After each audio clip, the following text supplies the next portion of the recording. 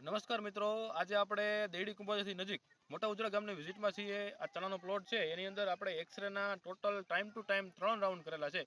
વિશ્વાસભાઈ, આપણે આ એક્સરેનો ઉપયોગ કેવો કરવાથી તમને પરિણામ કેવા મળ્યા અને એક્સરેની ખાસિયત કેવી લાગી અમારા ખેડૂત મિત્રોને જણાવો. એક્સરેનો મેં શરૂઆતમાં આપણે ફ્લાવરિંગ અવસ્થા હોય ને, હા, ફૂલ દેખાતા ને ત્યારે એક રાઉન્ડ લીધેલો. બરાબર. ત્યાર પછી જે લુરખીમાં ક્યાંક દાણા બંધાવા માંડ્યા ને, હા. બીજો રાઉન્ડ ત્યારે લીધો હતો. હા, અને ત્રીજો રાઉન્ડ કમ્પ્લીટ બધે દાણા મીંડા જ દેખાવા, હા. ત્યારે ત્રીજો રાઉન્ડ લીધેલો હતો એક્સરે. અને એક્સરેની તમને ભલામણ કોને કરેલી? એક્સરેની મને ભલામણ કરી દેડી તિરુપતિ એગ્રો ભૂપતભાઈ. બરાબર. અને હવે તમને એક્સરેમાં જે ખાસિયત દેખાય છે એ અમને કયો, ખાસ જણાવો. એક્સરેમાં ખાસિયતમાં એ છે કે દાણા ભરાવદાર અને દાણા સારા, લુરખીમાં દાણા સારા ભરાય છે. તમે કોઈ પણ જોવો ને, હા, દાણા એકદમ ને સારા ભરેલા. દાણો ભરાવદાર થાય છે અને એક જ ધારો દાણો એક થાય. ધારો દાણો થાય છે. ઝીણા કે મોટો કે એવો નથી થતો. બરાબર.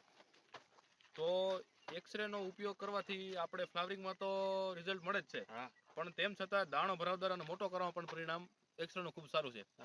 તો દરેક ખેડૂત મિત્રોને એ ભલામણ કે 1 એકરે 10 ml, વીઘે 4 ml અને પંપે 1 ml લેખેથી એક્સરેનો ઉપયોગ કરવો જોઈએ. ધન્યવાદ.